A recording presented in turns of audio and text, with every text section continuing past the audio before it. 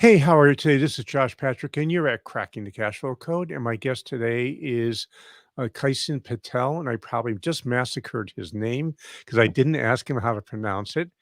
He's a really interesting guy. He's a mergers and acquisition guy, and he's an expert on what's called Agile technologies. So we're going to learn about what Agile technologies are, and I'm not even quite sure how the two get put into one place, but we're going to learn together about this. So let's bring Kyson on. And first, did I pronounce your name correctly? Almost. It's Kison. It sounds like Nissan with a K. Kison. Well, I was close. Well, we'll You're good. I grew up in small town Nebraska. I've heard every variation of that of the name I have. I have that with my I have 2 first names, so that confuses people also. So, Kisan, first of all, you're an M&A person, correct? Mergers Correct. and acquisition person. Absolutely. And you're also an expert at Agile technologies, and one of the methodologies for that is called Scrum. Are you an advocate of Scrum or other types of Agile? I managed Scrum teams before. I would say today we're and probably for the last 6, 7 years, it's been more of a Kanban flow that we just run Okay. straight Kanban and yeah, and we just sort of align that around quarterly goals, but not so much of like actual sprints. And I Okay, think cool. I think just because of nature, just to clarify that we have a mature team. If I was running a newer team and there are people I haven't worked with for a long history, I would probably look at implementing Scrum and sprints and really structuring it more that way. So, I'm going to promise you that most of our listeners have no idea what a Kanban board is. So, could you explain what that is, please? Oh, wait, what is the Japanese word that means signpost? It's a model that originated from lean manufacturing. So think TPS, Toyota Production Systems. And for them, they were solving a problem of like just-in-time delivery for auto parts and manufacturing their vehicles. But the idea, the concept transported over in the software space, that can we use a Kanban board to optimize the workflow when working with the various team members so that here's a list or backlog of things that need to get done. And can we keep it in a descending order of priority? So whoever's on the team looks at the tasks that need to be accomplished and they can see clearly what's the number one priority, followed by the number two priority, and it descends down. And as priorities shift, you would simply move items to where they need to be and clarify what that priority is.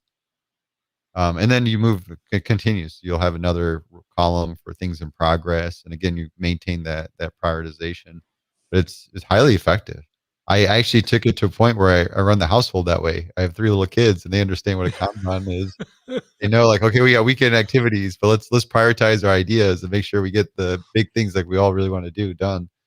So I find it helpful in personal management, very much so. Yeah, I actually use a Kanban board for my own personal management also. So Yeah. it's a great tool. It's a great tool for that. If I have a project, it goes on a Kanban board. That's all there is to it. So, I it, I'm going to guess you specialize in working with tech companies. Am I correct in that?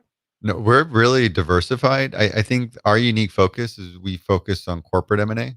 So a lot of Okay. times we're working with larger one. We work with a high volume of 1 to 10 billion market cap companies, but then we're also working with even larger ones like BP, Emerson, Johnson Johnson, Cardinal Health. So we're across a variety of different industries.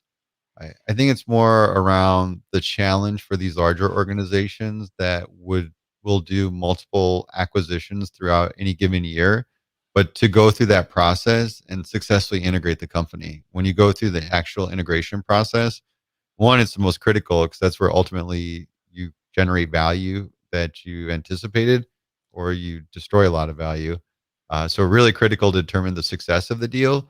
But then within that, it's the largest magnitude of change management any organization will ever go through. And to be able to execute that level of change management without disrupting, pissing off people, and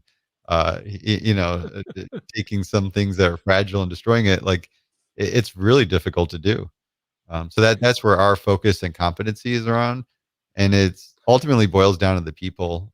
When we think about how do we make M&A successful, it's the mindset of going from the traditional view of this is a financial transaction to this is all about the people, and we really need to align people from the beginning and keep them engaged throughout this process. So you're working with the mega corporations, but I'm going to also bet that your methodology would work with a small blue collar business doing a $500,000 acquisition. Fundamentally, yeah. Especially if there's you're doing post close activity and you need people involved to work together. Absolutely. So the challenge that I see, and people who do acquisitions and don't work in the M&A field don't realize that the vast, vast, vast majority of acquisitions are non-accretive, which means they fail to provide financial benefit to the buyer. I'm going to assume by using agile technologies or a Kanban board in the integration process that your success rate is significantly higher. Yeah, I mean the success is higher, and I want to spend a little time around the case for why an agile approach to M&A makes sense. Okay, Because please, because I think that's what got you on the show because that made me really curious. yeah, yeah, and it's fun. I've done talks around that with the agile practitioners. A lot of them come from software on the software space, and a lot of the components from agile was borrowed from the lean manufacturing model, but really focused on the nature and problem with software, where you build software with a lot of unknowns, and not so much unknowns, but assumptions. That I'm going to build a solution, and I have quite a few assumptions that I'm building around in terms of what the customer wants and how they want the solution to act to solve their problems. And as you go through and develop your solution with an agile model, the idea is you're focused on responding to the changes as they happen. So as you can build your minimum viable product to just proof of concept, you're gathering feedback and iterating on it. And then I think also the value delivery. So if we take the traditional building software, we're going to create this detail spec and blueprint of what we're going to build, and then when we go about it, we're really looking as one big project plan. In an agile approach, we're going to break it down and say, okay, what are we trying to build here, and create a list of the key features. Saying we can build some milestones around key features we're going to deliver, and let's just say, Josh, there's like 7 of them that we're going to set up. Once we have that detailed, I'm not going to detail them all out like a typical project plan. I'm only going to laser focus on, again, that order of priority. That what's the top priority of the second one? Really focus on maybe the first one or two and detail that out. And then we go out and develop it. Now we got some functionality to show and saying, hey, the most important thing was getting the profiles and login functionality and be able to demonstrate. And then we go into the second one, which maybe it's that listing or something like that to help with the problem solve. And then as you take it to market, we'll get feedback, and we may realize that there's things that we had in the lineup that don't make sense anymore. And we're saying, all right, we don't need this feature. We just cross it out. We're not throwing away a bunch of work and planning and detailing it out. We just crossed it out. Or we need to shift priority. And this other feature we thought wasn't as important is actually really important. And we can bump it up in our list.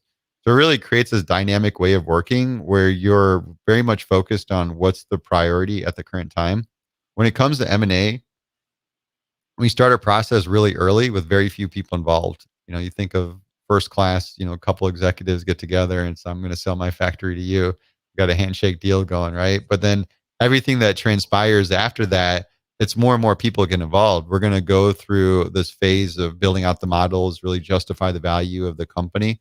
But as we continue, we'll start doing diligence and we'll pull more and more people involved from my organization as an acquirer, and it could be my functional leads. I may find that we don't have the resources we need and rely on external consultants, and they're coming in helping to really do the study, validate that what we're paying for is justified in the price and the business, and really identify risk at the end of the day.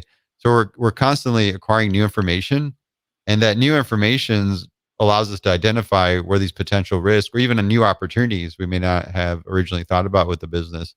So with that information flow continuously coming in, we want to be able to optimize our valuation model for one. so that if we have an evaluation model that's based off of assumptions on how we're going to create value in the company, we want to be able to update that as we get new information. And then also our integration plan. How are we actually going to execute and generate value once we're completed this transaction? And that should evolve through iterations. That's where Agile really fits well. And I started it with just learning about it from managing our own engineering team and had ideas around it with prior experience working in M&A. But it actually wasn't I feel like, Josh, I blogged about it, but nobody ever looked at these blogs. But it wasn't until later on when I interviewed Google and Atlassian and actually got real concrete evidence on how they used agile techniques that stemmed from their engineering culture, and they were able to apply it to M&A with great success. And even that Google like attributed a lot of their scale and speed to that fact that they used these agile approaches. And I think that's where validated things for us to go as far as putting a book out there as a framework to help other organizations be able to understand ways that Agile would create the efficiency and optimization in their M&A process. That's great. Um, so this is, one of the things I've been learning in the past 3 or 4 years is that there's almost an unlimited use for agile technologies in any company, no matter what you do, whether it's your office procedures or your manufacturing procedures or how you put drywall up if you're a subcontractor. In your case, you're using it for M&A, which makes a ton of sense because an awful lot of people, at least in my experience, waste a lot of time in the beginning of the M&A process trying to figure out whether this is the right person for us to go after, and they never really do figure out why. It becomes an ego thing an awful lot. Does that make sense? Absolutely. Absolutely. Deal fever. That's the term for it. Excuse me? We had deal fever. Ah. You get caught up in just wanting to get the deal done, and you tend to overlook some of the big red flags. Well, I often find, that in deals that go for a lot of money, they're usually done through a structured auction process of some sort.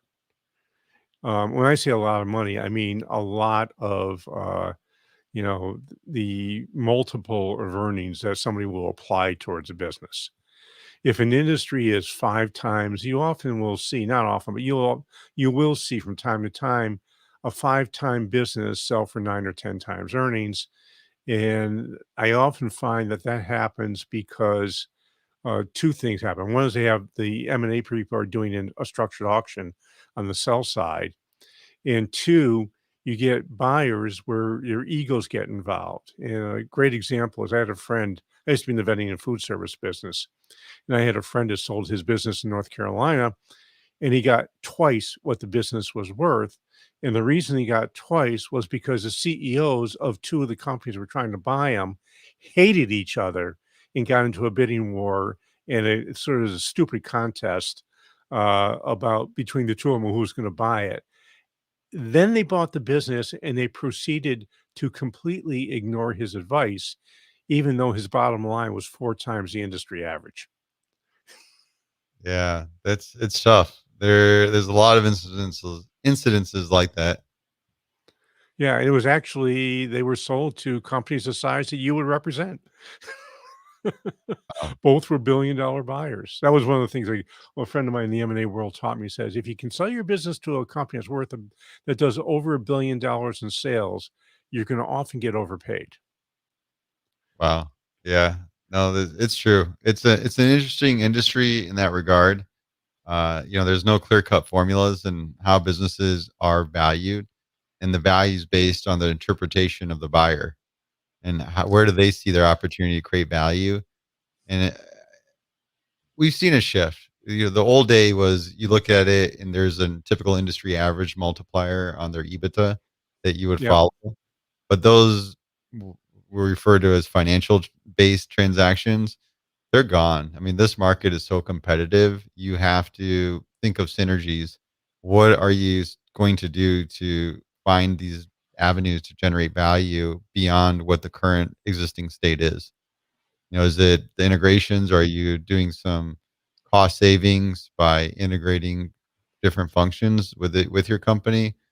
Are there revenue synergies opportunities to grow the revenue with cross-selling and some of these other, creating new product lines to add onto your distribution model? So, what is the one, two, or three biggest mistakes you see acquirers make when they're going through the M&A process? Biggest mistake that acquirers make. Yeah, I think a lot of it goes. First one is the integration. Like if you don't think about integration early enough, then that gets you. Where that was a tradition big problem in the past was companies would think about it when they get closer to closing, and various reasons that hey, I don't want to put the resources there. If we're now have that certainty to close and things of that sort. But the shift is moving to that theme around creating a people focused process that you should have the CEO of the company requiring with the integration lead developing a go to market outline and really bring that end state to the front end of the process. So there's clarity on where are we trying to go with this transaction. And ultimately, there's obviously for the seller, there's a lot of financial outcomes for them, but for everybody else involved, the people, the organization itself, what is that going to look like? How is this company going to come together and it being a real good outcome for everybody involved? I think putting that up front and detailing it out and what that go to market is going to look like. And then as you move into diligence, running a work stream that runs right along diligence to continuously plan integration with the information received from diligence, that's gonna help with the actual execution, making sure that once the deal closes, everyone's aligned, both the company acquiring and the company getting acquired, and they have a clear understanding on what the game plan is to generate value when the deal's done, and they're committed to it. I think that's where you'll find better commitment, better outcomes, and avoid a lot of the risk and value leaks that we typically see, which boil down to attrition. You go through this complex change management process and you frustrate people, they'll leave. And that Yeah, we actually have a process we like to use with our selling clients. If they're going to sell a business, we tell them to put in what's called a stay bonus. So their key people have a large financial reward that comes to them if they stay for 6 months to a year. Yep. And if the acquirer can't integrate these folks over 6 months to a year, shame on them. Yeah, there's a practitioner, Click Kendrick, who's wrote a lot on the HR perspective with M&A, and he writes a lot about Yes. this, identifying key people, developing retention plans. Highly recommend it. There's great content around that as well. Yeah, it's something which I think is a big deal. What you just described sounds a lot like what I've read about how Cisco Systems integrates companies they buy. Yeah, we did an At one interview earlier point, this year with their head of integration. excuse me?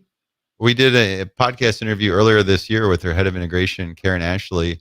It's interesting because we talked about how Cisco's approach has really evolved, and it's become even more people centric, all about the experience they're creating for the company they're acquiring, really make them part of that journey, and less feel like they're going through this massive process, but really emphasizing the people focus.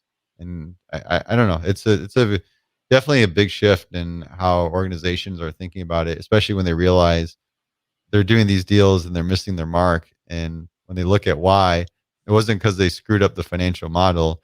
It's because they didn't care. The people experience wasn't there, and people ultimately got frustrated and left. Yeah, that's to me, that seems like a very large issue. Especially it's true if you're trying to buy a company and you can't get their special sauce, whatever that special sauce may be that made you want to buy them. If it doesn't really fit with your corporate culture, why bother? Big time. That's another view when we talked about why people these deals get messed up. I think when you look at the CEOs that are working on putting a deal together, a lot of times they don't put this emphasis or focus on values. And we talk a lot about culture fit and some deals blowing up because the culture mismatch. Always the Daimler Chrysler, just is a prime example of that, where it's the culture mismatch and the deal didn't work out well. Uh, if CEOs could spend the time and emphasize the values of their companies and use that as a driver to really understand how their organizations will come together. Are we operating on a top-down management approach, and that's what we adhere to, and the other companies are relatively flat, empowering, agile-based culture. It's really different. And it's big things to think about how those organizations will actually come together if they're that distinctly different. And I think it'll help companies organize around where their values are in common and be able to build a narrative around why organizations are going to work together that would appeal to that people in those organizations versus just the financial outcomes. In my experience, the financial outcomes are never going to come unless the people outcomes are taken care of. And when we're trying to help people build a sustainable business, we always start with values. Because if you're not values led, what the heck is your business about? I learned the hard way. I didn't. I We thought all learn the hard way. I learned the hard way too. I thought it was all soft, fluffy stuff. But when I realized it, if you can visualize your success and reverse engineer it, you can dial it to specific values. And then in turn, if you develop your team around those values, you end up with much, much better alignment and a good focus in how you're going to actually achieve those goals. The truth is there's two sides to a business. There's the economic side for economic sustainability, and it's the personal side for personal sustainability. And personal sustainability is all about values and what you believe in and what's important for you, especially with Gen Z and millennials. If you're not values led, they're not hanging around a long time. Yeah, I agree. I think that's what create those core common pillars, but then Yep. give your teammates a room. But as long as you know, like we're driven off these core pillars and our beliefs and the way we interact with the market, treat each other, and commitment to the customers, it goes a long ways. And then from there, it's clear too, like where everyone has autonomy to be themselves and be personal as well. Yep. Well, uh, Kison, we are unfortunately out of time.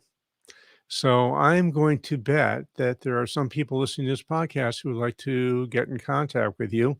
I don't know if a lot of them would be good prospects for you, but if they want to find out more about you, how would they go about doing it? Hey, we're big. I love introducing M&A as a career. We actually own and operate a school for teaching people that are interested in getting into the M&A field. Oh, But cool. yeah, we have a portfolio of products, all education technology related to making M&A better world, better place. And you can Great. learn more about that at mascience.com. Uh, Okay. just mascience.com. And myself, I'm always on LinkedIn. I love networking on LinkedIn, and it's just Kison, Kison Patel on LinkedIn. Great. Great. And I've got two things I want you to do. And you've heard me say this now 350 times, which is please go to where you're listening to this podcast and give us an honest rating review. If you love us, you can say you love us. If you hate us, you'll give us 1 star and I'll cry a little bit, but I might get over it. And, but boy, rating and reviewing just is really, really, really important. Please go and do it. And the second thing is about, 3 or 4 weeks ago, my second book made it out into the wild. It's called The Sale Ready Company. And I'm selling it on my own website for $7.95, which is about 50% off what you can buy it at Amazon. And if you buy it off my website, you get a whole bunch of bonuses that go along with it that will explain to you how to do all the things we talk about in the book, because the book is a novel. It's what's called a business parable, where we follow the Aardvark family through their effort to get a business, family owned business, ready to transition to the next generation or not. You have to read the book to find out how that works out. At any rate, you can get the book at www.salereadycompany.com. That's www.salereadycompany.com. And this is Josh Patrick. We're with Kison Patel. You're at Cracking the Cashflow Code. Thanks a lot for stopping by. I hope to see you back here really soon.